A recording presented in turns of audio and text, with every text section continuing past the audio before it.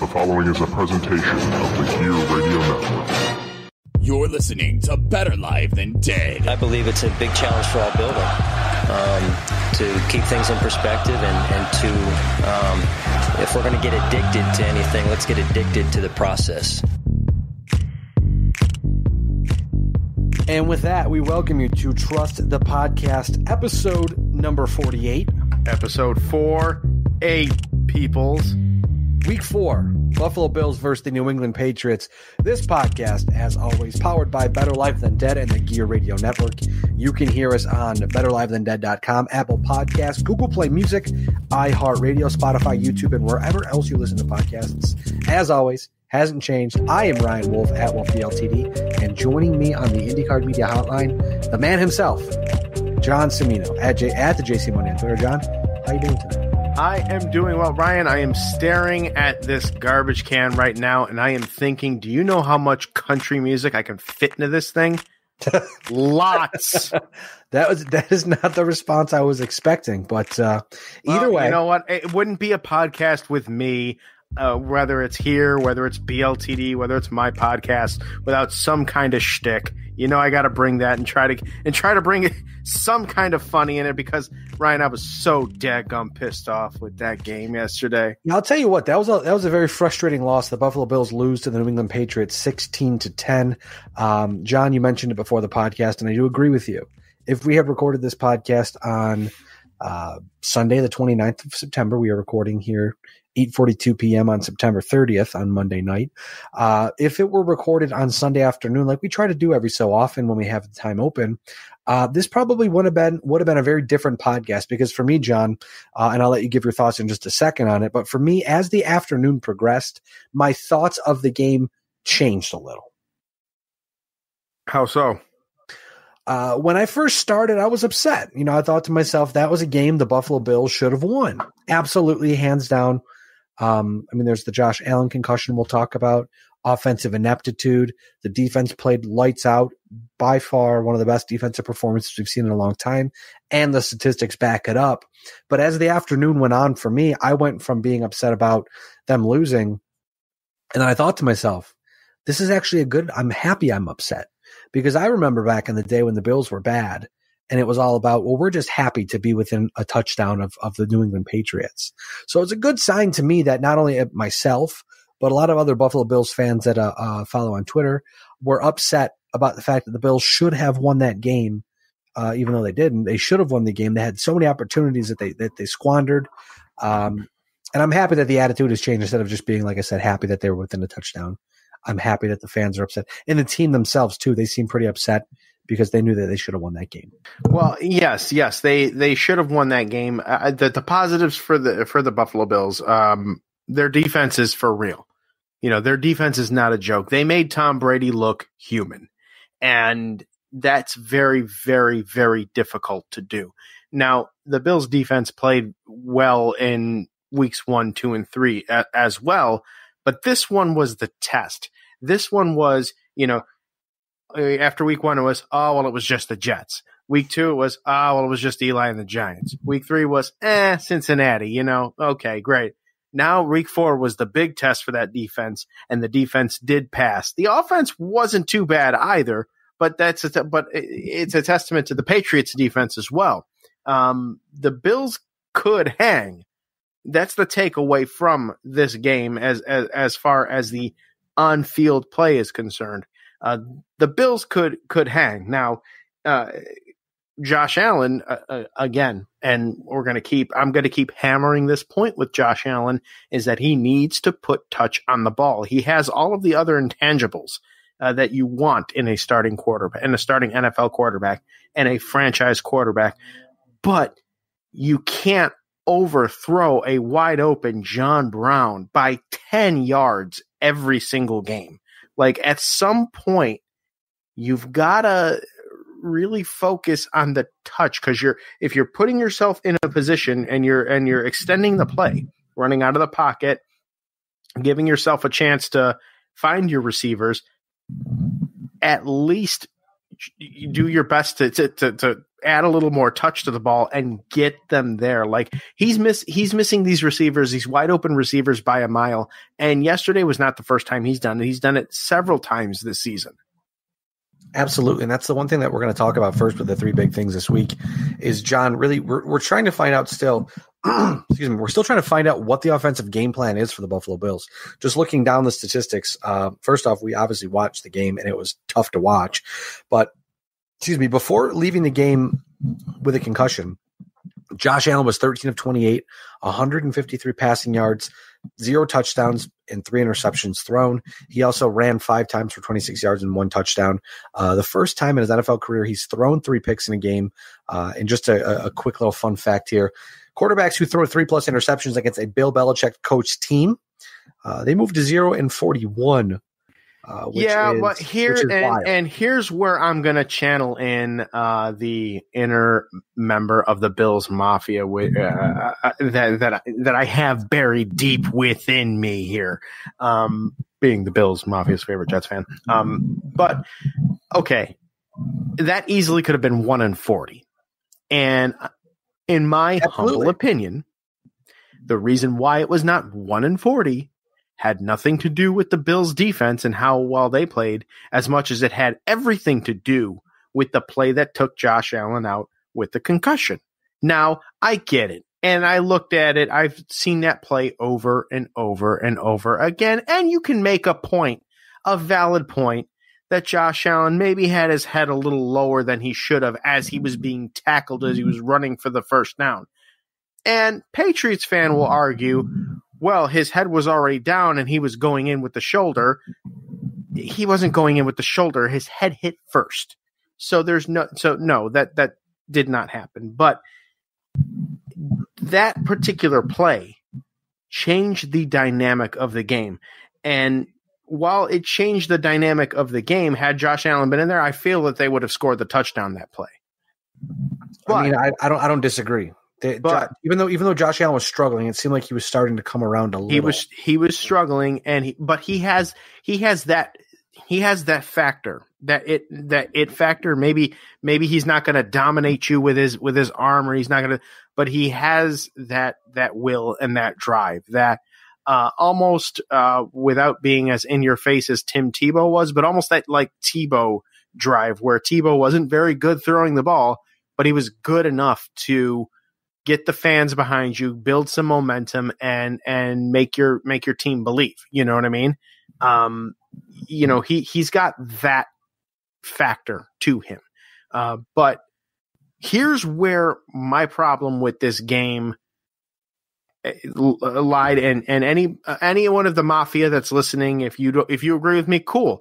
Tweet at me at DJC Money. Tell me you like it. If you don't agree with me, tweet at Mr. LG Perez and let him know. This is the hit. The hit was one thing. The call by the referee was something else. And that was what really left me stained to this entire game. Because the NFL, and I'm going to try my best to not take up too much time here, because I do have a guest in studio here, and also you have so eloquently put on this thing here 5 to 10 minutes per topic. But the NFL has done its best to talk about player safety and to talk about, the game and the measures that they're taking to protect the quarterback, and the measures that they're taking for concussion awareness, and the measures that they're taking with, teaching people the right way how to tackle, and the evolution of the game to, penalizing for, quite frankly, Vontez Burfict kind of plays or whatever. And I'm not saying that this Patriots player was headhunting like Vontez did or does or whatever. I don't even know if I'm saying his stupid name right, but I don't care. He's suspended for the year. Good riddance. But, that being said, he went in. It was a helmet to helmet.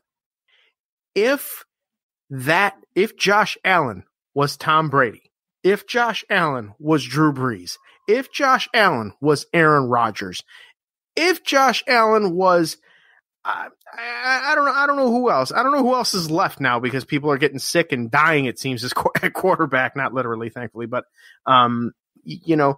if he were one of the big marquee name quarterbacks, that would have been an automatic 15-yard penalty, and the player, regardless of whether or not he had intention, would have been ejected from the game. The NFL has failed. They failed the Bills. They failed Josh Allen. They failed the fans, and they are not consistent with this. And how they failed them is they had that helmet-to-helmet penalty offset by a hold. Yeah, that's a hold. Now, you mean to tell me a hold, which does nothing but defers the defender going after Josh Allen, okay? It defers him. It doesn't take him out of the game. It doesn't hurt his well-being. It doesn't possibly hinder him for the next week. But a helmet-to-helmet does, and whether it was intentional or not, it's not the point. The point is the absurd call. Now I'm channeling my Stephen A. Smith. I'm getting pissed again. But the absolute absurd call that the NFL made, that the referees made, and don't give me that, it's a judgment call BS, because that, for all intents and purposes, get ready for your button here, is bullshit. Well, here, let me jump in. Let me jump in quick, because that's the one way that I explained it, is that yes, it is a judgment call, but when it comes to this, if the NFL, as you mentioned, if the NFL is so high on player safety and protecting quarterbacks and all this, they need to err on the side of caution. I mean, you'd rather take that judgment call and say, look, it was too close to call, so we're going to toss him just to be safe because it looked like he hit him in the head. Not even tossing. Give him the freaking yards that you're supposed to get. If it's the judgment call and they went to the replay booth and they looked at that and they said, you know what, it looked like Allen's head was down a little bit as well. Like, maybe it could have been. We're going to penalize them. We're going to penalize the team. They'll get the 15 yards or whatever it is. We're not going to disqualify the player because we don't believe it was intentional or whatever. But it does, but a helmet to helmet, which knocked Allen out cold. He was out cold. He was KO'd. He might as well have been in an octagon with McGregor at that point in time because he was KO'd. And he wasn't moving for a while. And yes, he did the thumbs up, and yes, he jogged off, and yes, from the exterior, all looks well. I've had a dozen concussions in my wrestling career. His bell was rung. His bell was rung bad. And they did, and the referees at that game equated it to a hold, which is absurd because if it were the Bills defense that did that to Tom Brady, they would have been disqualified. The Roger Goodell would have, well, he probably wouldn't have because he doesn't like Tom Brady, but DeMaurice, whatever his freaking name is, the Players Association would have been screaming from the rooftops. Bill Belichick would have ripped his hoodie and probably split his pants, getting all mad. And there would have been fines, there would have been suspensions, there would have been this, but it didn't happen for Josh Allen because the player, somebody on the offense held a player. It was a joke, and that ruined the game for me. I think they erred on the side of caution, too much on the side of caution. By maybe they felt that they were going to interfere the flow of the game or some stupid reason. I think the penalty should have stood if nothing else. And by doing that, they interrupted the flow of the game. So exactly, because that point was moot. The Bills were jobbed that game. In my honest opinion, they were jobbed that game. They were at the very, but then you get to the point where later on in that drive and it's 4th and goal and you throw for the touchdown instead of going for the field goal. That was kind of a stupid coaching error there. But that said, well, I mean, at that point, when it comes to going for it on 4th down so close, they weren't able to drive most of the game. The offense had no flow, as we've talked about. I mean, you see when Josh Allen was playing, Trey Wingo best defined it of ESPN, best defined it as YOLO ball, where Allen was doing great, getting the ball out quick, short slants, let the wide receivers do their jobs and let them create the separation and move out. But instead you get a pass where Josh Allen, as you mentioned, overthrows John Brown by 10, 12 yards. You had a couple catches that, like, Zay Jones has there's things that he should have been able to catch. I mean, there were some high passes, low passes, whatever, but you're a wide receiver, you do your job. And I mean, it just seems like, again, the offense is lacking flow. It doesn't seem like they know which way they want to go. I mean, Frank Gore, which we'll talk about in a couple minutes, he had a great game. I mean, aside from that, the offensive line they allowed 5 sacks, 4 on Allen, 1 on Barkley. I mean, aside from the tip pass that was an interception, Matt Barkley wasn't terrible. He was 9 for 16, 127 passing yards, no touchdowns in that aforementioned pick. But I think that the offense, I don't know if they're still holding the training wheels on Josh Allen, but it seems really strange to me that they'll be going. They have one drive where they played real good. They played great that drive. They had the touchdown, and then they come out the next drive and they're just dicking around again. And you're like, okay, you've got the chance to beat the Patriots and take at least a nice little lead in the AFC East and put yourself in a good position for the playoffs.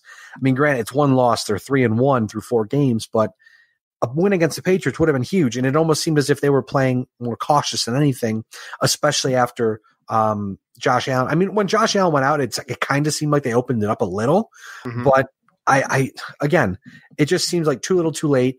I agree with you though. There should have been something done. I presume that the player from the Patriots will be fined. Is that enough? I don't think so. But the NFL needs to be more clear. And I think Josh Allen too needs to be smarter and start sliding more. I get you're trying to he does extra couple feet slide. That type of play, while exciting, for now. I mean, he can't play like that and expect to have a very long NFL career. He just can't do that. So yes, to your point, if he's going to take off and he's going to run, he's going to need to slide more. I mean, if you're putting yourself in harm's way and you're going to get crushed like that, it's like when a kicker tries to tackle someone on a kick return. That kicker's going to get crushed because they get an opportunity to nail a guy that normally doesn't get nailed or get hammered, whatever you want to call it, sacked, hit, taken down, whatever word you want to use. Hit stick.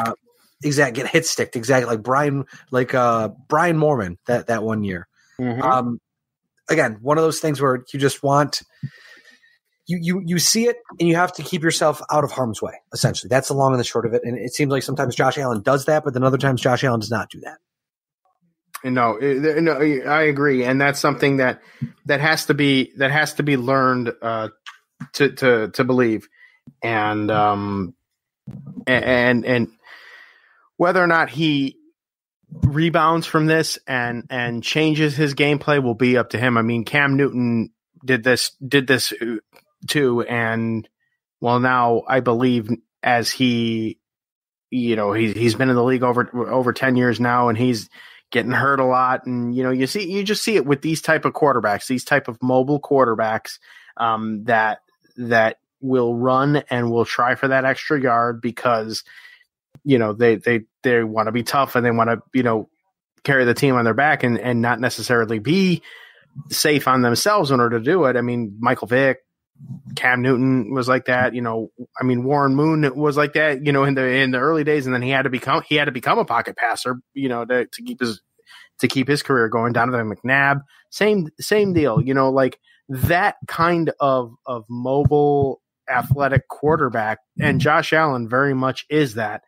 He's going to need to, and I would say sooner rather than later, get used to working out of the pocket and working on that touch and, becoming more of an Aaron Rodgers kind of guy where he'll use his legs if he has to give himself more space or more time or whatever. And if he has to take off, start taking off towards the sideline instead of the middle of the field. Or if nothing else, slide. Exactly. That's it. Mm-hmm. You can do what Aaron Rodgers does. Aaron Rodgers uses his legs and he slides, takes himself out of harm's way, because you'd rather be 3rd and short than 1st down and having a concussed quarterback and having Matt Barkley. Which, don't get me wrong, don't mind Matt Barkley. Sean McDermott said that he'll be ready for Sunday if necessary, because Josh Allen is still in concussion protocol. But again, you can't put yourself in that position to be in harm's way if you don't need to be. Right. Now, moving on to our second of three big things here. The defense, as we mentioned, did their job on Sunday. They bounced back from a tough showing. They held Tom Brady to 18 of 39 passing, 150 passing yards, no touchdowns, 1 interception. They allowed on 23 rushing attempts by the Patriots, 74 yards and a touchdown. WGR's Howard Simon points out that New England had 1 touchdown and 1 field goal in 12 drives. The lowest quarterback rating in a game for Tom Brady since 2006, and had the second fewest first downs in a game in his career. The Bills' defense forced 9 punts on 12 drives, 7 3-and-outs, and a 4th-and-out and a 5-and-out. 224 net yards allowed on 12 drives, a 28% third down percentage allowed. Patriots were 1 for 3 in the red zone. As I mentioned, a great bounce back game by the Bills defense after having a rough showing by their standards last week. But then again, with that being said, we've talked about it before in the podcast, John. At some point in time, the offense is going to have to bail the defense out. The offense did that last week. This was another week where the defense did the work for the offense and gave it where the offense – I mean, the Patriots, the only touchdown they scored or the kick return for touchdown or the blocked punt for a touchdown, I apologize. If that hadn't happened, who knows what happened? I mean, the Patriots were – it looked like they were playing in quicksand when they were on offense because the Bills' defense was that effective. Brady had no answer for it. He had no answer. Put a lot of pressure on Brady, but then also the defense was covering so well that there was not much they could have done. Mm-hmm. But the defense did everything that they could to keep the Bills in that game. Absolutely. The offensive deficiencies that the Bills had, I wouldn't necessarily even call them deficiencies because I don't think that they played terrible offense as much as they were facing probably the best Patriots defense that has ever been assembled under the Belichick era. I would agree with that. So for what it's worth, everybody expects to see Tom Brady throw for 300 yards and 3 touchdowns and completely dissect every single defense and defense wins. The old adage is defense wins championships, and that can hold true.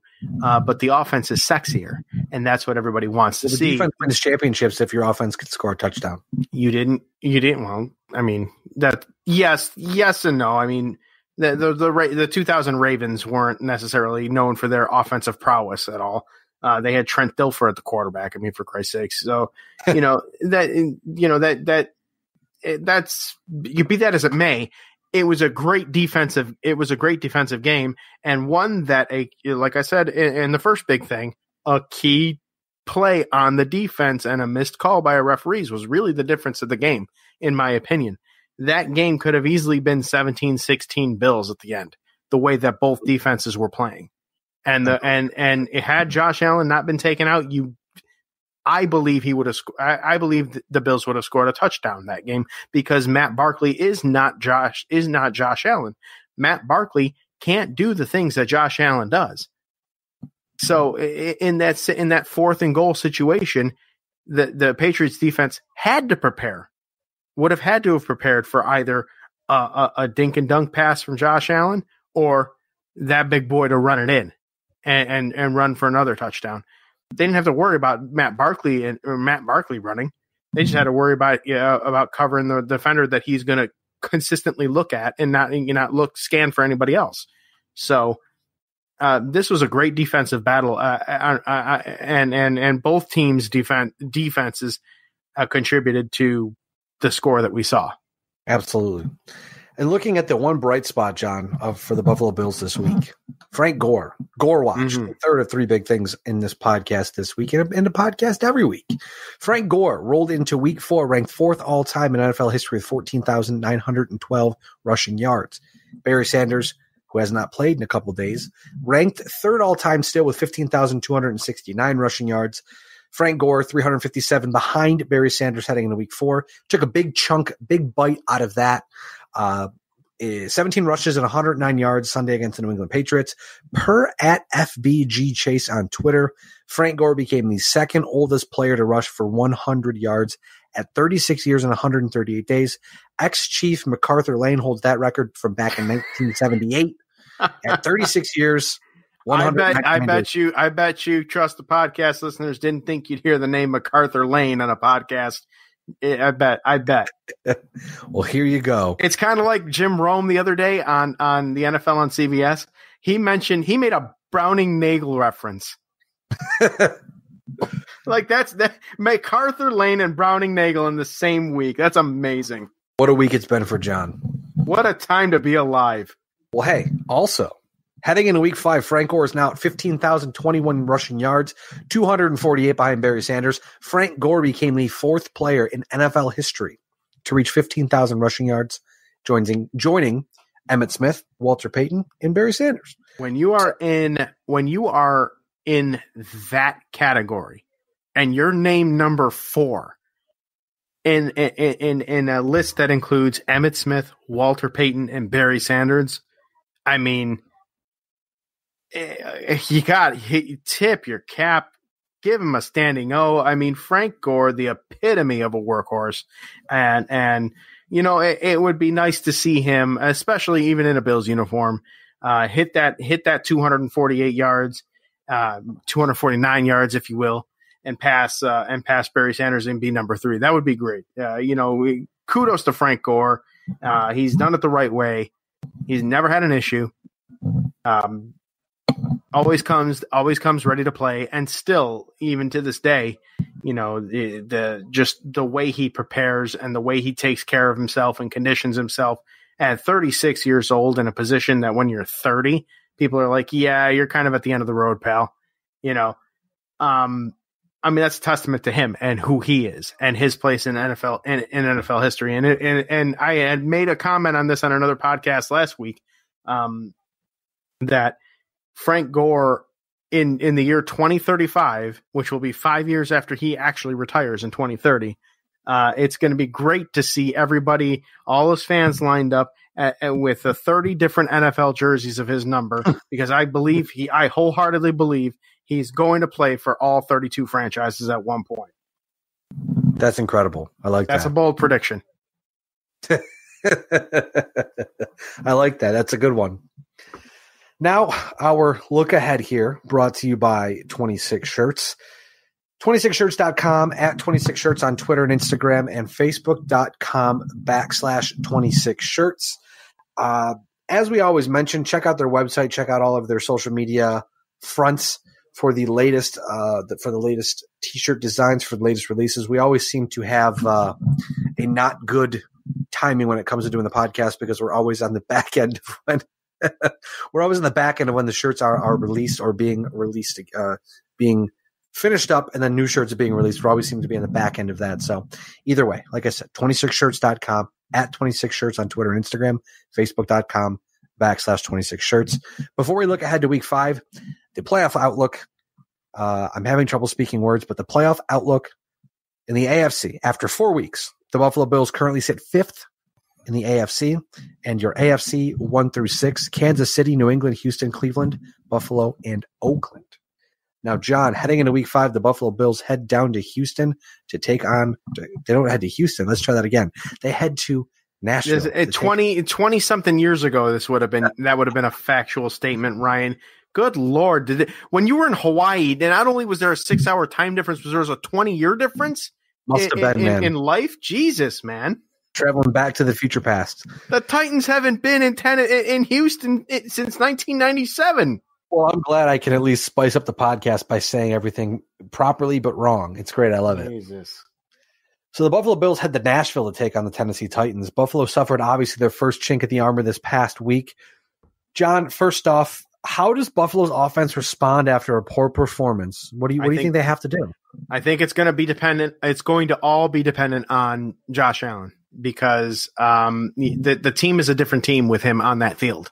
And because he offers so much more than Matt Barkley does. Matt Barkley is he's good against teams like the Jets, last year when the Jets really were the Jets, and he could come off the street and throw for 500 yards against them and earn the contract that he has right now to be the backup. I don't think he's a terrible quarterback, but I don't think he's good. For perspective, The guy was the backup to Mark Sanchez in USC. That says something there.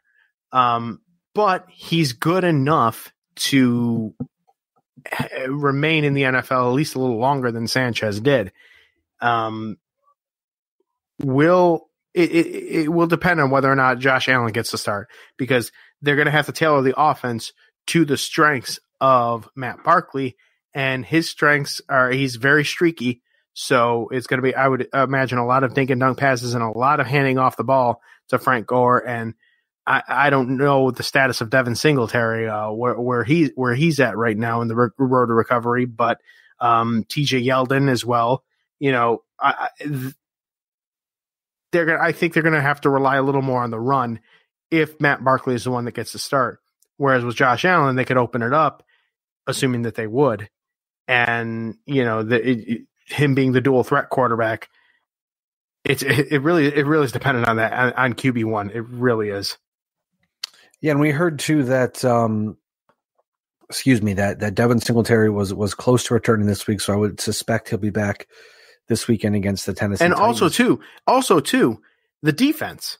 Their defense is for real, and they're going to be playing a team that has Marcus Mariota, who's not been very good this year. And if he were to be benched, Ryan Tannehill is the backup there. So this looks very favorable for the Bills in general. Yeah. But how favorable? Will it be a low scoring favorable because it's a defense? It's going to be the defense winning the game, and that remains to be seen. To be perfectly honest with you, I'm picking the Buffalo Bills in this one as well. Not because I have any sort of bias or anything, but because I think Tennessee's that bad. I mean, Tennessee did have a good showing against the Cleveland Browns, and their defense is only allowing 15.5 points per game, but they're allowing 337 yards per game. Excuse me. So with that being said, it's one of those situations where if you can capitalize on the opportunities that you've created by the fact that they allow a bunch of yards, then maybe you can do something with that. Their offense is averaging 321 yards a game, along with 22.8 points per game. Expect that to go down just a little after Sunday. Like you, John, I'm taking the Buffalo Bills to bounce back and head into their bye week at 4-1, which would be great news with the tough second half of their schedule coming up. But either way, it's another one of those games where if the Bills want to be in the playoff hunt and want to have a good shot at the playoffs, you got to beat a team like Tennessee, which again, that's why I'm taking the Buffalo Bills. It's doable. It's very doable. And if I go by ESPN on the spoiler for my podcast, my sports podcast, Listen In with Brandon, we have the instead of the Gear Network Pick'em, it's now the Listen In Pick'em. And so using ESPN is what we do for that. The Bills and the Titans, that game is pretty even down the middle. Pretty even split down the middle with predictions. Right now, the Bills actually have the advantage 51-49 over the Tennessee Titans in terms of all of the people that picked that week already. Week 4 isn't over yet technically, so I expect those numbers to be different by the end of this week. But as of right now, the public believes it could go either way. It could. I mean, again, you don't know which Tennessee is going to show up, but I've got a lot of faith that the Buffalo Bills defense can do enough. And if Devin Singletary's back, that run and gun of Singletary and Gore seems like it might work out well. And again, we'll see what happens. But we know that the Buffalo Bills fans will travel well to Nashville. I mean, that was one of the games I thought about going to just because it is, spoiler alert, my birthday this weekend. So I was going to treat myself, but instead my cousin's getting married. So we'll be out in Rochester on Sunday. And oh boy. All right. The looking toward not only the Buffalo Bills game this weekend, but hey, hockey's back too this week. So it's all good news. Oh, I am so happy about that. Like I've always enjoyed hockey, but I wouldn't have thrown hockey up there as like a sport that I loved. And over the past few years with the inclusion of getting NHL.tv, and so I can actually watch the Calgary Flames, I grew to love hockey so much. It's such a great sport. And of all of the sports in the off season and I'm talking about after the NBA finals and all that from late June, July, August, like even as the start of the NFL season happened, I was jonesing hockey more than I had ever jonesed before. So it's great. The NHL and AHL season starts this week. Yours truly will be with Mr. Brandon Gorell over at the Amerks game. We're gonna take in the Amerks home opener on Friday. So I'm real pumped about that. And yeah, but it's a great time to be a sports fan. Yeah, and myself, I'm hopefully going to be at the Amerks home opener as well, working for Die by the Blade, but we'll see about that one if that comes to fruition or not. But hey, Sabres back. If you are, shoot me a text. Let me know. We'll meet up. You got it, man. We've got the Amerks, the Sabres, the Flames, the Bills, a whole lot of stuff going on the next few days. So keep it locked. Honorable mention the Penguins for both Perez and Brandon as well. Boo. Anyways, I don't hate the Pens. The Pens are cool. I am at WolfBLTD on Twitter. John is at the JC Money. John, as always, we are Trust the Podcast. You're not. We will catch you sometime very soon. And as always, go Bills. Country music sucks. The preceding presentation has been brought to you by the Gear Network. Hi, ladies and gentlemen. Do you like sports, interactive polls, friendly banter from two guys that probably shouldn't even be on the microphone doing this stuff anyways? Well, if you do, then you're in luck. Us two knuckleheads, Brandon and myself, comprise the Listen In Podcast. That's right, Listen In, the podcast. We're talking sports. We're talking news. We're talking topical things. We're talking all sorts of things, my babies. And you are all invited to listen in right here on the Gear Radio Network.